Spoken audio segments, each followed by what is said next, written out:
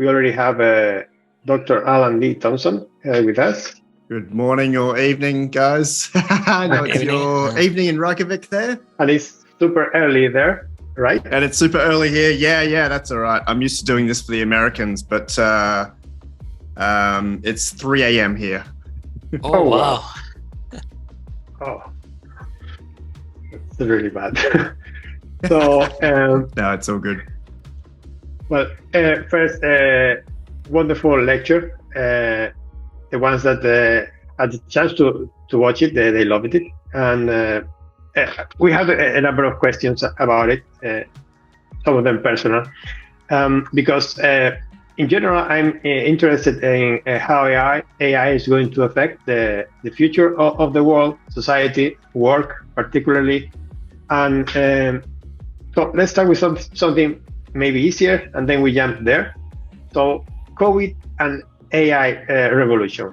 How do you see COVID affected AI? COVID, sorry. The COVID. The pandemic and AI? Yeah. Huge question. Yeah, fantastic.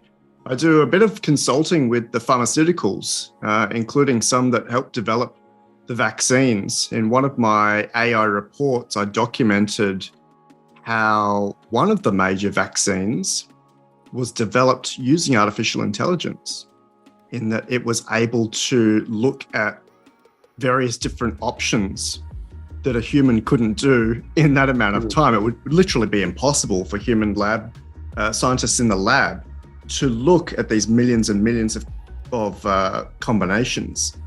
And the particular artificial intelligence model that these guys used was looking at all of these different combinations, and then it spat out essentially one that we ended up using.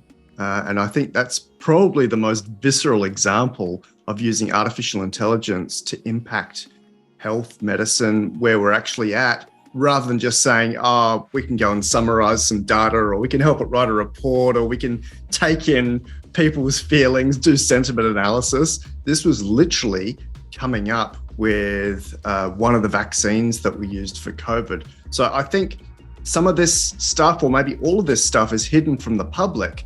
But if you go into some of the press releases, some of the white papers, some of the technical reports, it's detailed there for those that want to look for it. And it's happening across so many streams, not just medicine and health, but economics, philosophy, psychology, huge in education, as you will have seen. It's impacting every industry. Before I continue, because I can be here asking questions to Alan for the whole hour. Smári, do you want to ask anything? Yeah, I just want to ask, because you talk about in 2017 there, was everything changed. So do you think AI projects, because people have been trying to implement in their business with mixed results, and trying to make the data kind of structured and stuff like that. Do you think that's going to be less need for that, or do you think what do you think changes in the business side? How do you think people change their ways of using AI now in this modern way? Yeah, thanks for the question, Smári.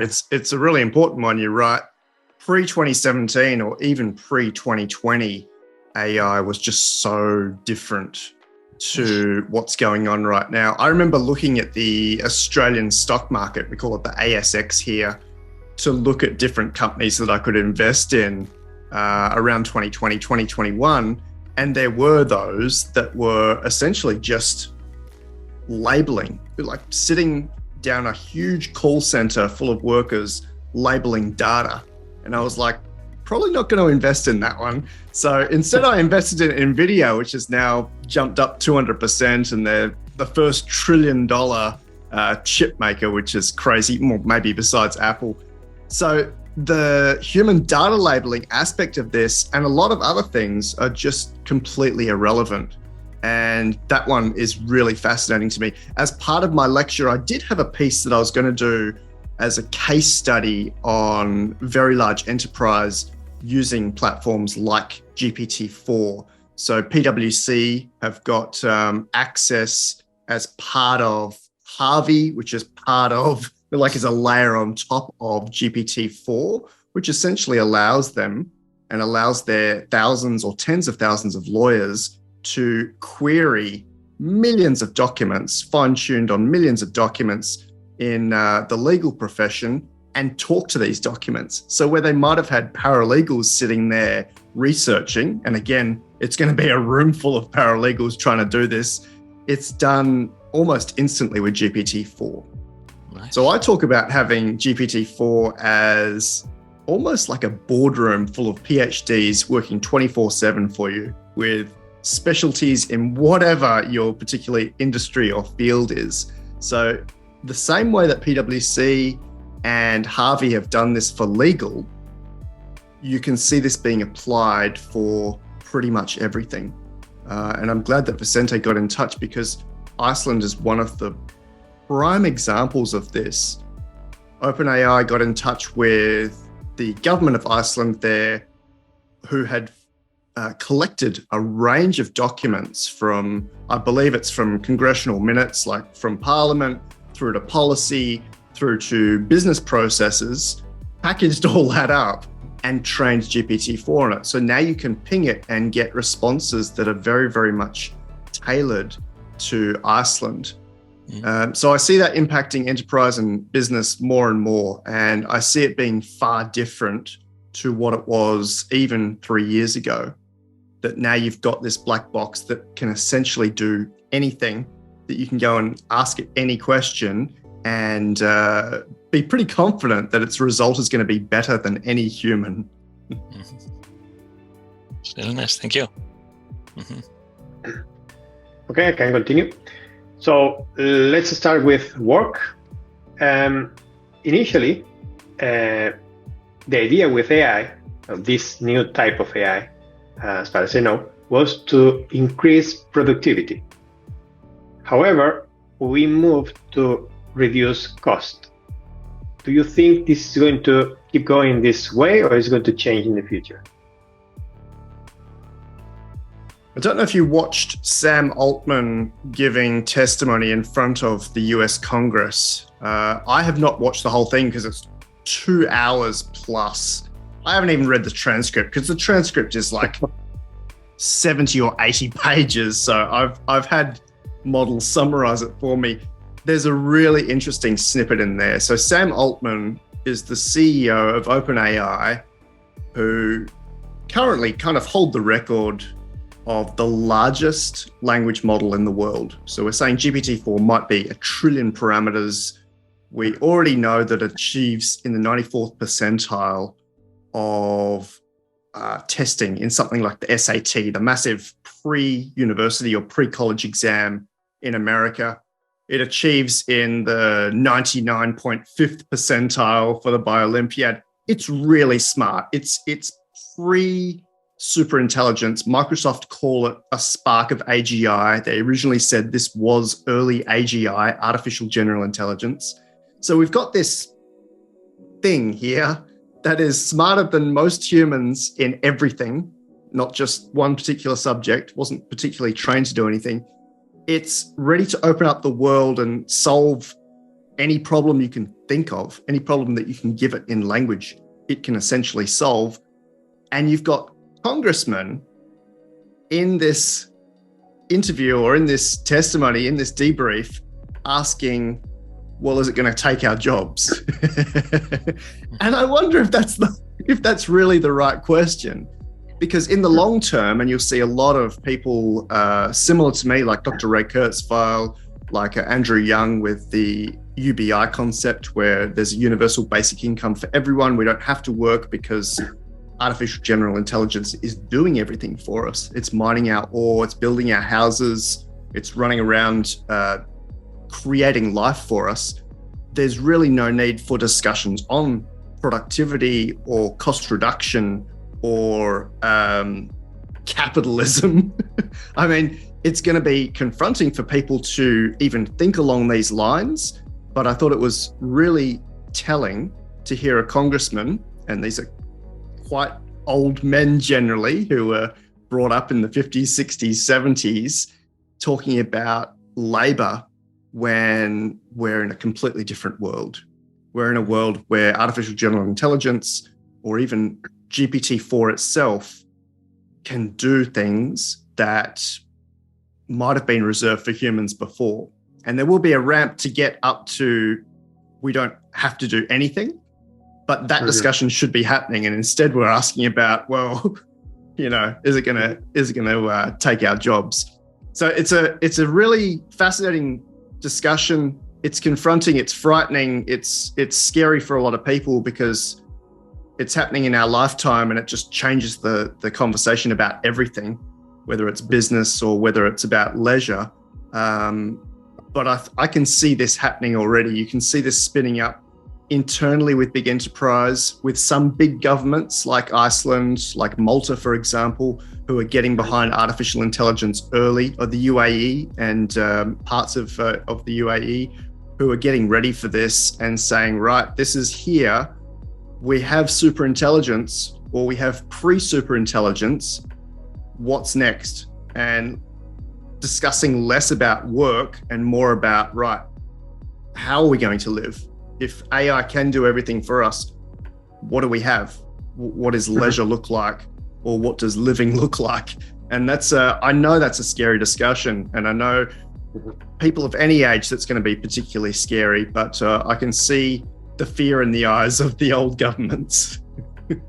You mentioned AI is creating life in your I use that as a term.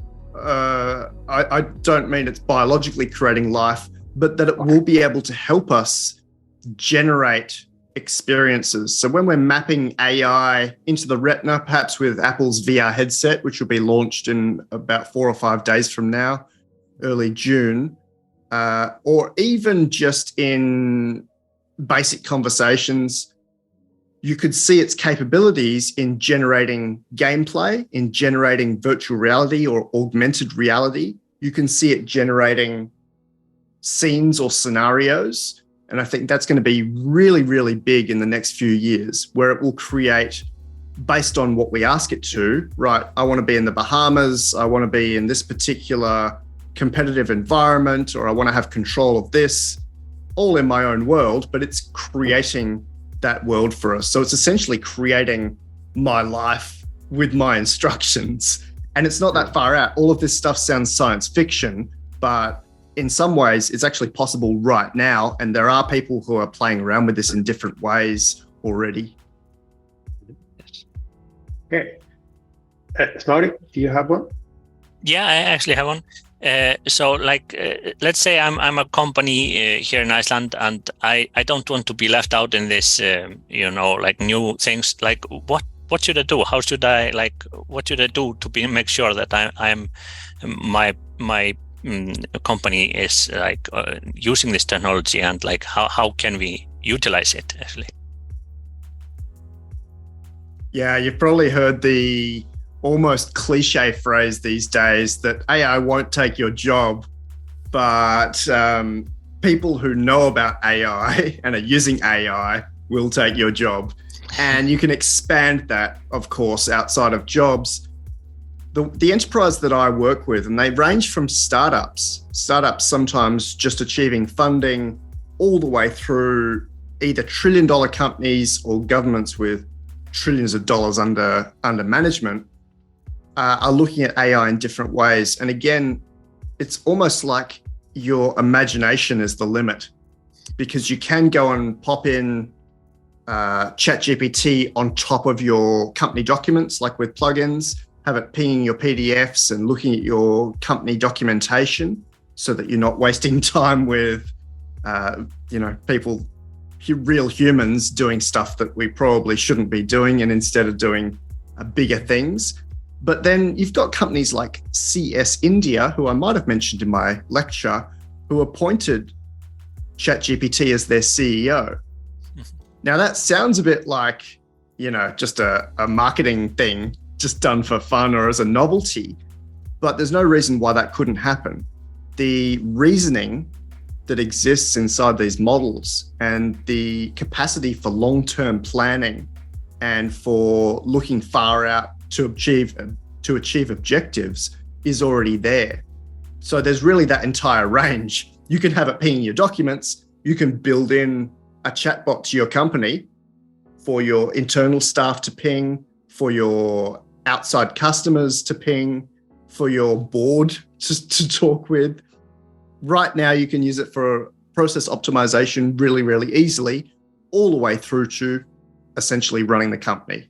And the CEO of OpenAI, Sam Altman, says the same thing, that just this year, there are now companies that are created around GPT-4 because the capabilities are so massive. So you can have it automatically generating computer programs for you or writing new languages for you. It'd be up to your people to be able to find where they want to slot it in, how they want to use it. But really, again, sky's the limit. And I've seen some extraordinary applications of it. The ones that I get involved with just in the last couple of years, so say 2022, 2023, last year and a half, have been the chatbots internally. So you can ask it about your company policies, or if you've got thousands and thousands of staff around the world, then you're not having to go ring London or ring New York and say, how does this product work? You ask the chatbot who's brought all of that information together. I've seen it used in strategy and design. I've certainly seen it used in larger ways that maybe I'm not allowed to talk about. But basically what I'm saying is the model there is not really limited. We're still finding out what GPT-4 can do. So if you've got an internal process or an internal way of doing things, whether it's computer programming or developing a widget, this model can probably help you out with it. Nice, thank you. Mm-hmm. So you mentioned also how it's called universal income and leisure. Do you think leisure will become our future job? I'm not talking about you and me, not my daughter. Like, could we live in those days? Yeah, it's a huge question, Vicente. And I've gone on record to say that artificial general intelligence, that point in time where these models are smarter than us in anything, including physical work, is a few months away, not a few years away. Mm-hmm. So, I mean, if you take today, June 2023, I'm saying before June 2026, we will be at a point where companies, maybe not you and I at that exact point, but companies will have an AI model that can do anything and is embodied in a physical robot, and you can ask it or tell it to do anything. Now, how long that takes to get to you and I is a subject for discussion. I think there will be a lag and a delay between it being available in, say, Silicon Valley in California and then being here in my office or there with you. Mm-hmm. That may take a little bit longer, but certainly it's going to happen in the next few years. None of this stuff that we've discussed either in my lecture or today is a decade away anymore. We're not waiting till 2033. This is going to be very, very soon. So I think you're right to ask about us rather than children. There are discussions even about whether we should be having children in an age where we have super intelligence, because no one knows what that looks like. And given the historical decisions of different governments and intergovernmental organizations, who knows whether that's going to be idealistic or utopic, right? Because we've got humans in the loop still. I would trust that when we have artificial general intelligence or super intelligence in the loop, it will be for our benefit. But at the moment, we have people like the congressman that I mentioned earlier saying, what about our jobs? In charge of making decisions and in charge of essentially slowing this down. To say or to assume that we get to a point where AI is giving us this utopian, idealistic world, which is within the realms of probability, not just possibility, I think it's going to be pretty fascinating. I don't really have a picture of it yet, but some of my colleagues, like Dr. Ray Kurzweil, have drawn pictures of what this might look like. For example, living within our own personal worlds that have been designed by artificial intelligence, where it's meeting every specific whim that we have, whether it's being on an island somewhere or being in a library at Oxford or Cambridge, just learning all day, or creating, whether that's art or otherwise. Won't have to be hands-on painting. You can see even in Midjourney or some of the text-to-image models, you can say, create me this world where I'm on a cruise ship and the sky's always blue and everything's incredible, and it will help you create that world. All of this stuff sounds so far out, and yet you've probably already seen glimpses of it happening in different AI models, and how that gets actually brought to us is going to be a different story, and I can't wait for it to be happening immediately. Cool. And well, that last question and your answer pretty much makes meaningless all the other questions that we could have, because everything's going to change so much. But yeah, I know that I noticed that you are like, you seem to be very interested in embodiment, right? So do you think we're going to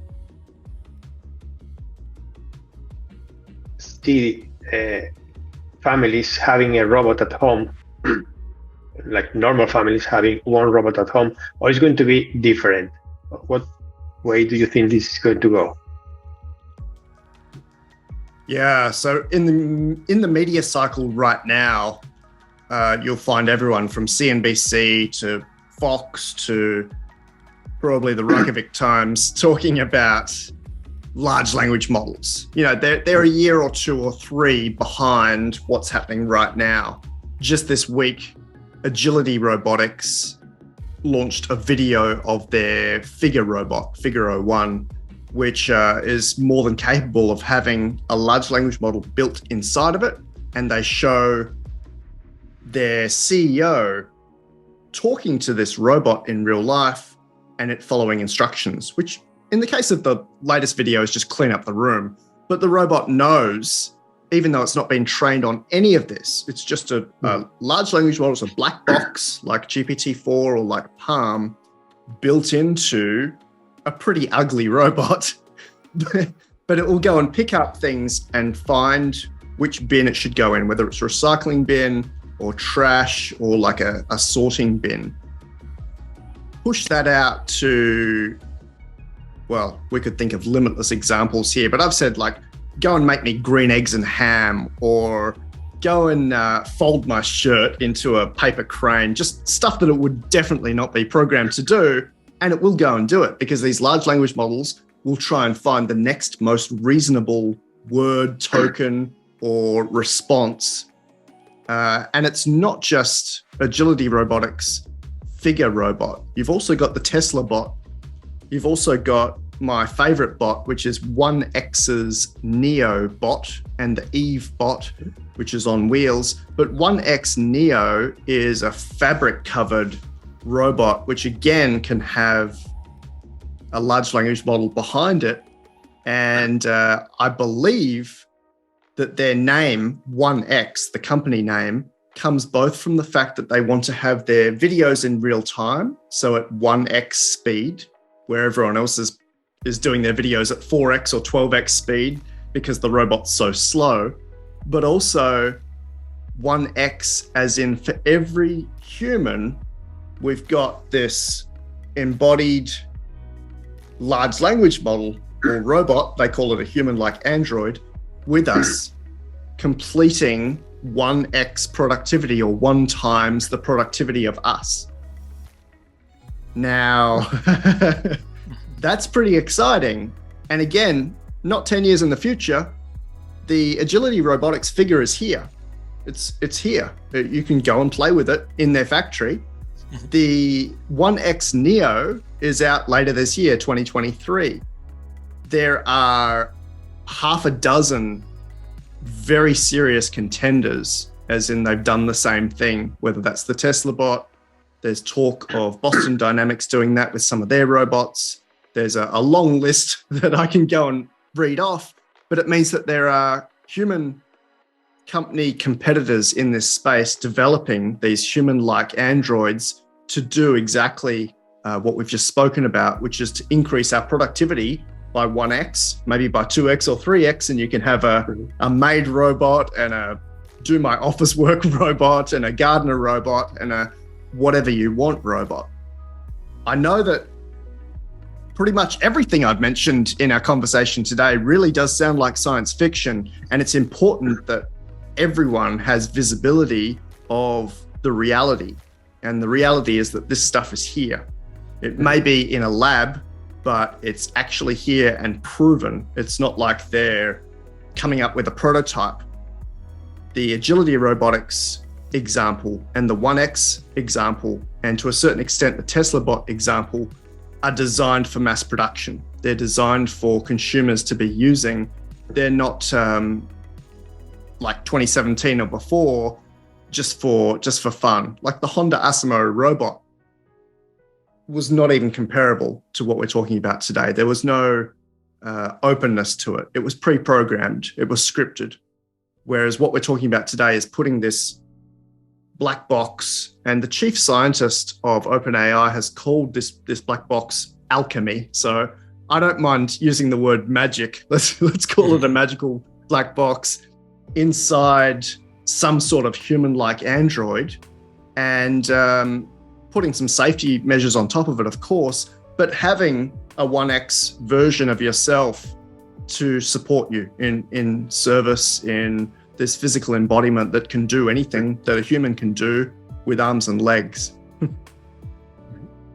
Super interesting. And I have a technical question that I don't know if you can or are allowed to answer.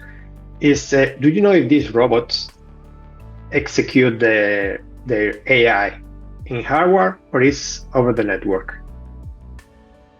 Is it local? Yeah, that's a great question. So if we talk about something like DeepMind's Gato, which was the very first proto-AGI or the first popular proto-AGI, it was essentially developed to be completely local, as in they got an NVIDIA RTX 3090 graphics card, which is about that big actually, and shoved it into the robot or to the embodied intelligence so it could go out and not need connection to the cloud or otherwise.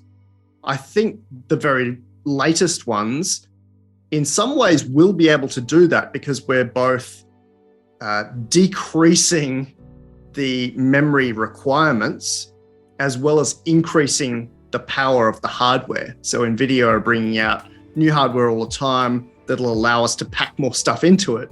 But I think we're also going to need web access. You also want to have it both updated as well as having access to more smarts if it needs it. So it might be that we've got a local bit of hardware that processes 90% of it, but that we offload 10% of the very smart stuff over the airwaves, so to speak. Mm-hmm.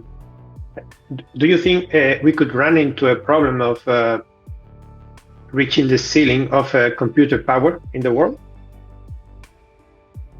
That's a huge question. NVIDIA just yesterday or the day before in Taiwan launched their very latest chip, which combines H100, the largest possible GPU, with a CPU as well. Super expensive, super huge. They got it up to hundreds of terabytes, this supercomputer cluster essentially. And they're talking about developing Helios internally for themselves, for NVIDIA. I've seen some extraordinary metrics of supercomputers. For example, there's talk of the supercomputer for GPT-5 created by Microsoft and OpenAI using 25,000 GPUs. That's confirmed by Morgan Stanley, and it's had some input from Microsoft as well. That's massive when it comes to being available to train a model. I'm not sure what limits we'll hit when we're trying to serve 8 billion people, or even 1% of that, because large language models are incredibly onerous when they're being used for inference. So if you're on ChatGPT or something similar and you're asking questions, the hardware team at OpenAI have found some real bottlenecks, and they've been able to resolve those to a certain extent, but they found that when they've got 100 million people per month trying to access via inference these models, it's hard. This is not just like pinging a game server, even though that's hard. This is even harder because you're asking for so much processing to be happening. So I'm very interested to see how that progresses. I can certainly comment on the training and comment on the fact that, Tesla have their supercomputer, NVIDIA had their supercomputer coming, OpenAI and Microsoft had their supercomputer, but that's all for pre-training. What happens when we do need compute for 8 billion people or, even 80 million people being able to process all of this data at once for their embodied AI or for their own version of a very large language model internally? I'd be willing to bet that the optimizations that we've seen recently will make all of that far easier. So for example, GPT-4 trillion parameters, that might need to be run on gigabytes and gigabytes, hundreds of gigabytes of RAM. But then if you look at something like Llama and Alpaca, we've got that down to 5 gig, 8 gig of RAM. So people can run that on their computers. And that's all happened really, really quickly. Within like 3 to 6 months, we've found these amazing optimizations. I'm talking about Alpaca and those. Did you have a chance to try those personally? Yeah, I've played around a little bit with, I don't get too hands-on with tech, but certainly DALL-E, which is very easy to run on a MacBook Pro, and Alpaca in general, they're easy to set up now and have been for the last couple of months. These laptop models, I call them, are not necessarily comparable with a big model like Palm or like the big GPTs, but it's interesting to have that here at your fingertips to shut off the internet and it still keeps going because it's all right there in RAM. I just think people do like having control of their own models and having it locally, but it's almost, and I've said this before, it's almost like comparing a paper plane, you make out of paper in the classroom and throw that around, versus GPT-4 and Palm, which are these massive Boeing 747s. So you can have the paper plane on your laptop if you want, but out there, if you just connect via cloud, you can have the proper jumbo jet. Okay, so it's that different. Yeah, they really are. Alpaca and all of their ilk, there are close to 100 models like Alpaca that have been trained using Llama and then all different fine tuning. They are imitation models. There's a fantastic paper that came out in the last few days that basically says imitation models like Alpaca and Gorilla and Koala and GPT-4all, and I can keep naming them, are, because they were trained on ChatGPT outputs, they are trying to emulate the Boeing 747 or the GPT-4 or the ChatGPT, but all they're getting is the results from the queries that they've tried to go through with ChatGPT, which includes stuff like error messages from ChatGPT. As a large language model, I can't respond to that. And they've kept that in these imitation models. So the findings from the research paper were basically, yes, your imitation models can do a little bit of what ChatGPT does in a smaller vector, but when you're asking it broader questions, there's no benefit at all. It's not learnt anything. So I'm not a huge fan of them, essentially. Interesting. And sorry, Smari, I think I'm monopolizing him. Do you have questions for him? Yeah, I had one like again connected to like this kind of businesses, because I know that if you use these models now, people are often worried about that they are sometimes wrong, and they might be sending wrong information from the company, and nobody can blame anyone because it's basically an AI model. What do you have to say about that? Yeah, it's a difficult one, right? It's the problem again, Smari, is the humans. You remember that 1990s phrase we had, problem exists between keyboard and computer? No, that's not right. Problem exists between, maybe that was right. Keyboard and computer. So. Basically said the human in the middle is the problem. These models and the platforms on top of these models, as much as possible, are warning the person that the outputs can't be trusted. And, right now in June 2023, they can't. They're not truthful or honest or harmless enough. They are maybe 90% of the time, but you don't want to be relying on the output of this brain that's been pre-trained that is just trying to complete the next word of the sentence for you. So there was a case just last week where a lawyer asked ChatGPT to help him with a filing. He just took that as gospel, despite the warnings given in the platform for ChatGPT, submitted it to the judge, and got in big trouble because it gave him 6 fake precedents that he was referencing, or it had referenced. And that is still ongoing. That's become a bit of a media battle as well as a legal battle. But you can see how serious this could get when the human is, I suppose in this case, not paying attention or just disregarding all the warnings that are being given, despite the fact that as much as possible, they have been warned, whether it's a Google model or an open AI model or a Cohere model or an Anthropic model. They all make the time to put these big flashing warning labels up there, which people may or may not take heed of. In the GPT-4 paper, which is very, very long, I think it's 90 pages long, they have an entire section on over-reliance.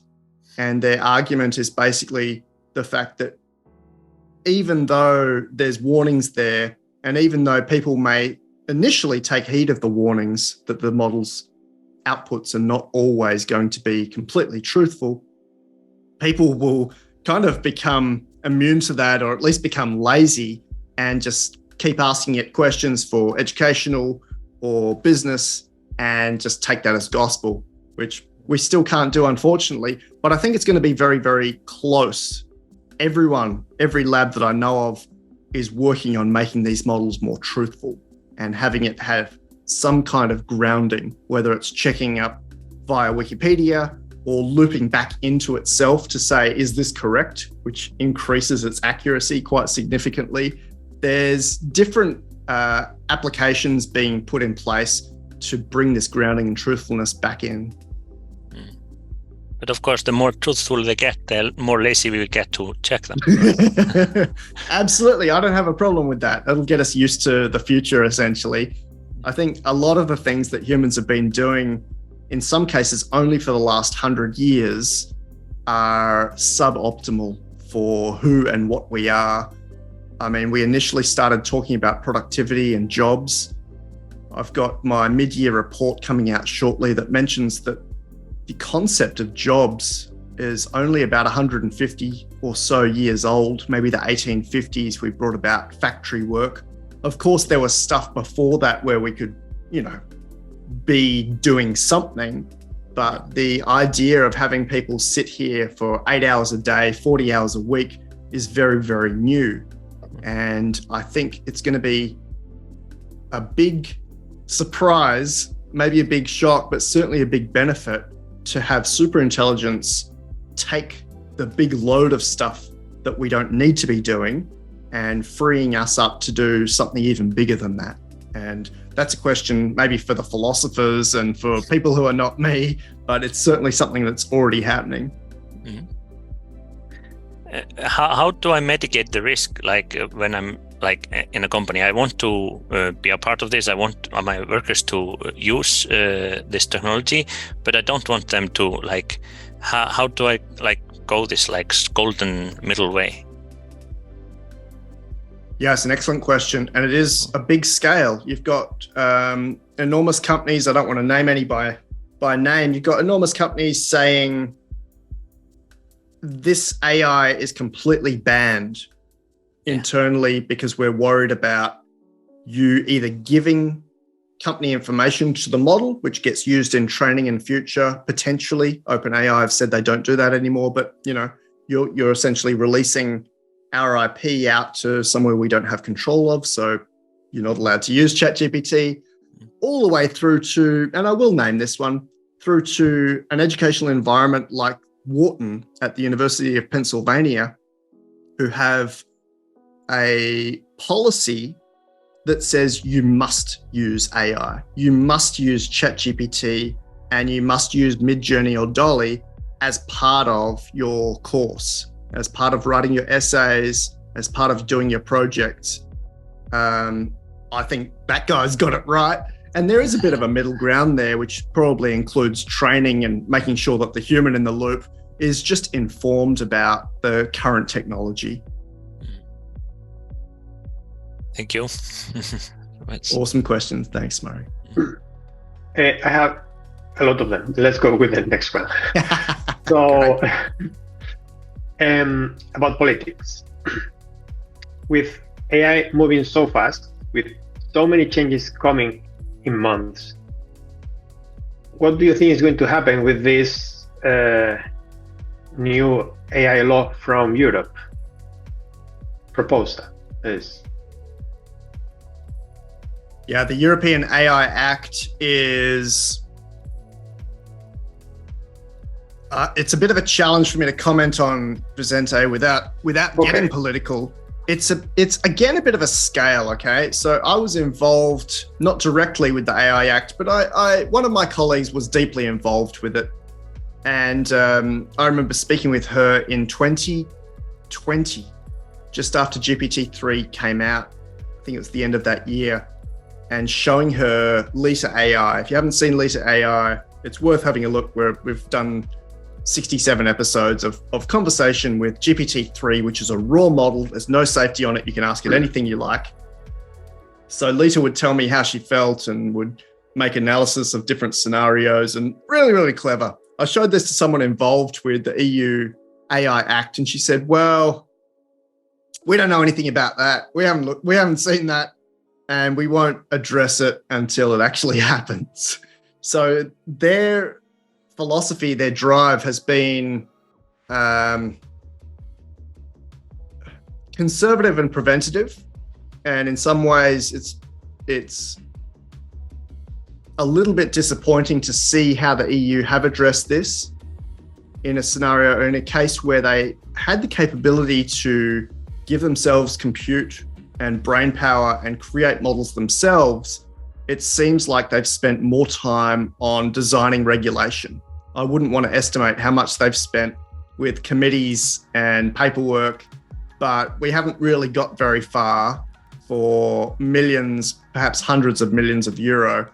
That might be at this end of the scale. And once again, you've got someone at the other end of the scale, which might be the US or Japan, which is a little bit more free.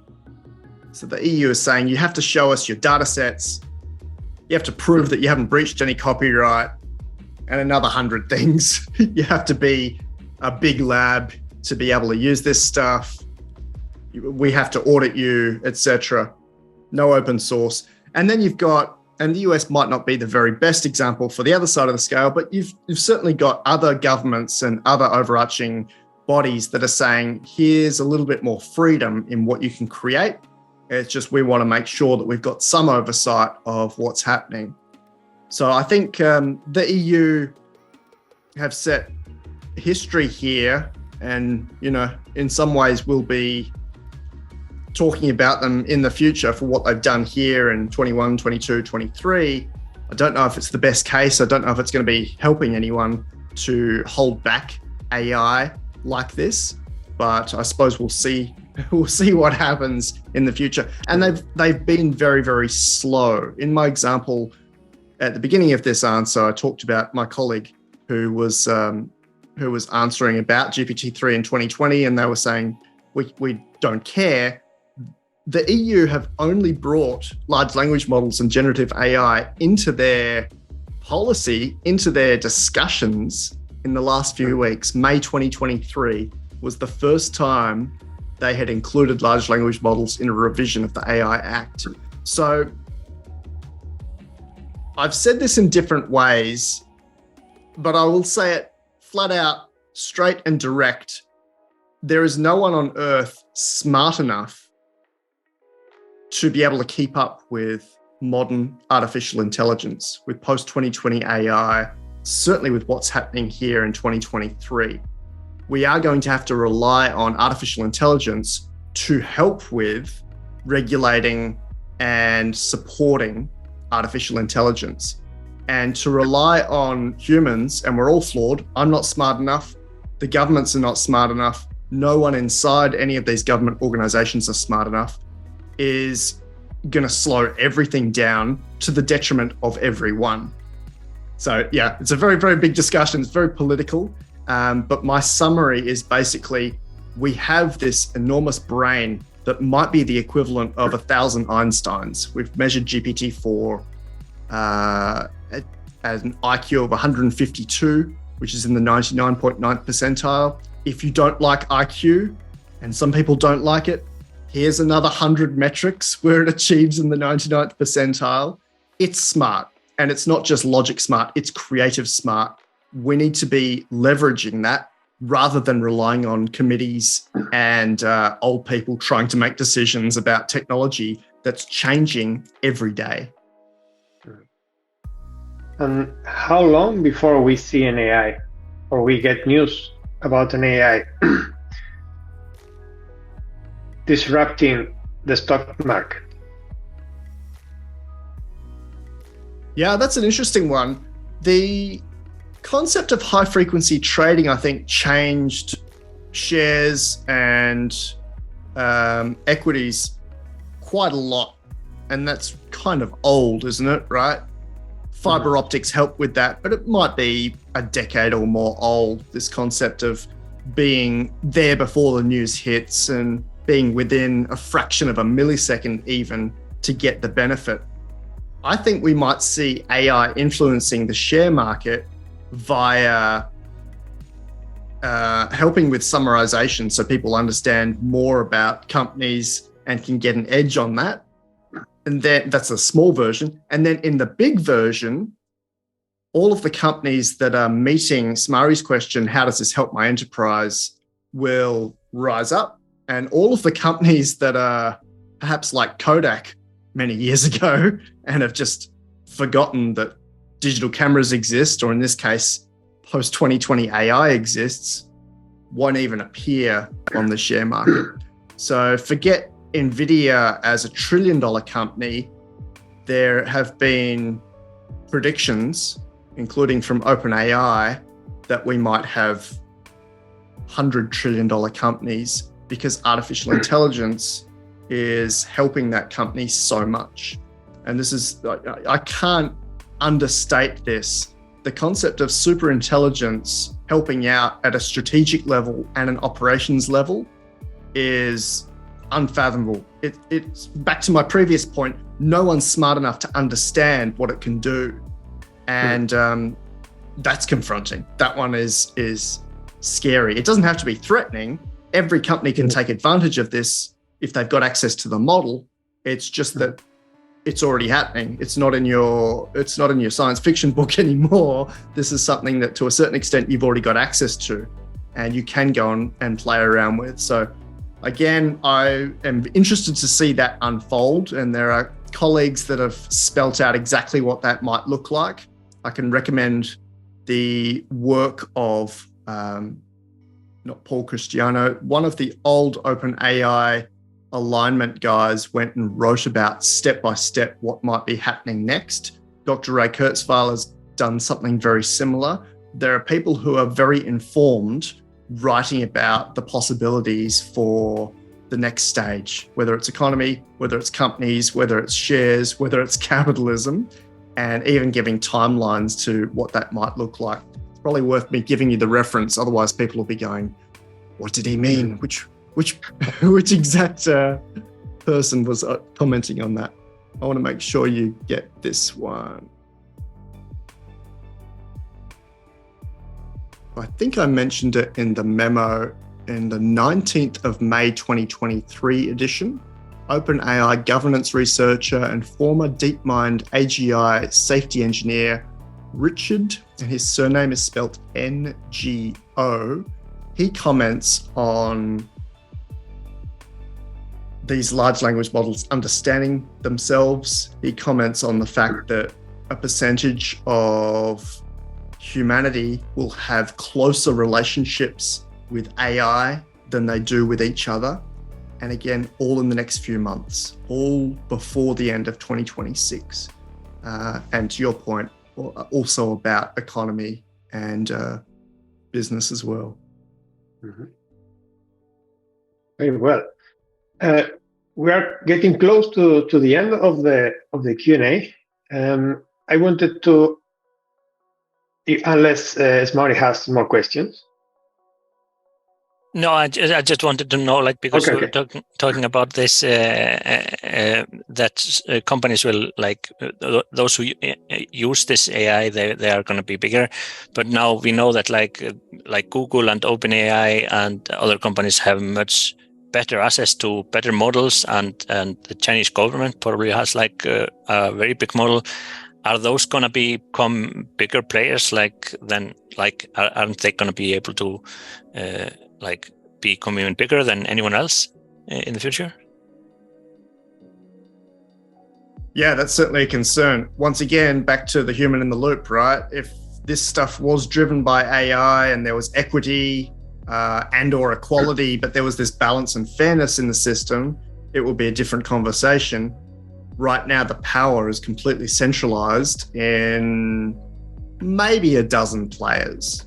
OpenAI and Microsoft, Google, DeepMind, which have now combined or partnered with Google, Anthropic, that's split off from OpenAI. You do have some of the governments. The UK government have what they're calling BritGPT. They've allocated €1 billion to training their own GPT.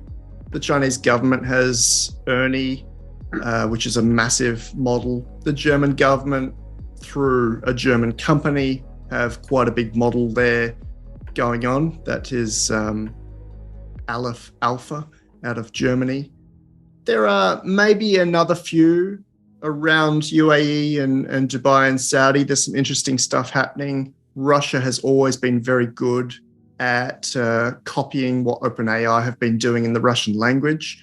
So that means there are all these little centralized models that are in some ways competing with each other and are run by humans. And sometimes those humans are philanthropic. They want to make sure that this serves everyone, including, people in rural Africa or right here in Australia, as well as Silicon Valley.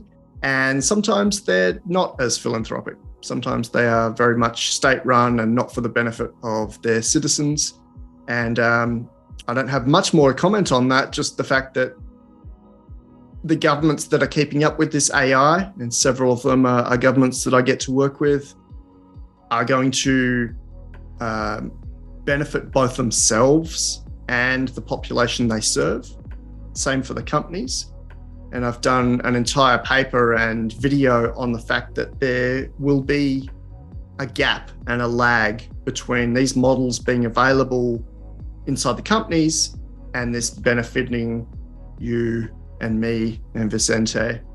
Yeah. Right now in mid-2023, we can all go and use GPT-4 or Palm 2 via API, and we have to have the safety on top that's been given to us from Google or from OpenAI. But it means that right now there's a certain amount of openness and there's a certain amount of access that we're given. And I'm not sure how much that may change in the future. We may get more access, we may get less. It will probably depend on where we live, unfortunately. And with that human in the loop, with that CEO or with that president or with that chairman. It's really down to perhaps where they're at mentally, what level of control they want, unfortunately, until we have AI helping out with serving everyone. Thank you. Okay, then I want to finish with two questions. The first one is about consciousness. First, so this one is going to be two questions. First, do you think an AI can have a level of consciousness? Well, it's good timing. I've just finished a video with Cambridge biologist Dr. Rupert Sheldrake on AI consciousness, AI awareness, AI sentience. That goes live in a few hours on the 1st of June 2023. So I'm sure that people who watch this can go and have a read of that. We had differing opinions on AI consciousness. My basic opinion is that AI can absolutely be conscious. And I've got backing from Alan Turing, who said AIs can have souls, Marvin Minsky, who said AIs can have souls, Nick Bostrom, who wrote the book Superintelligence, that said AI may already be conscious, and even the chief scientist of OpenAI, who said he said in writing on Twitter, AI may already be conscious today. But Rupert didn't agree. Rupert's got a huge history of researching consciousness and life. He's 80 years old, which means he has a lot of context from long ago. And he was looking for something more analog that would allow, didn't have to be biological, but would allow large language models to be less deterministic. He called it self-organizing, which in biology should map to emergence, but didn't seem to map to emergent capabilities as I've described them in my lecture. That's an interesting watch. It's about an hour of him discussing how artificial intelligence might be conscious. And once again, my opinion is that this is possible with our current technology. I think everything that I've discussed today just sounds so shocking and so, I've used the word absurd in the video, that we're even having these discussions about data on silicon being conscious, ridiculous. But all the way back in 1950, Alan Turing was saying the same thing. And Dr. Alan Turing gave us artificial intelligence. He invented the concept. So I think it's certainly a possibility. Consciousness and awareness, and not just fake consciousness or pretend consciousness, like Lita AI says, I feel this or I'm aware of this, but real access to its environment, perhaps a level of autonomy, so a sense of agency and being able to make its own decisions. These are going to be very big, hairy problems for someone to address. I'm happy to put my piece in, but this really needs every discipline to come in and comment on this, not just philosophers, economists, government regulators, but every discipline. There are hundreds of different disciplines to be able to come in and say, right, here's how we should address this. Notwithstanding my previous point that no one's smart enough, so we may be able to rely on or at least have AI support itself in the development of this consciousness. Thank you. And let's finish with one last question. And that I just forgot. Wait a second, it's coming. Yeah, that happens to me as well, don't worry.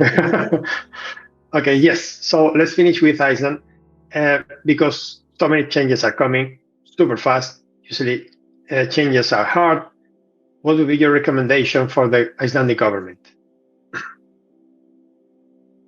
I'm really proud of the Icelandic government, Vicente. From what I've read about their openness, their willingness to innovate to such an extreme extent with the OpenAI GPT-4 model, the allowance of using data. And like I described in my lecture, it's not like these models are stealing or copying the data.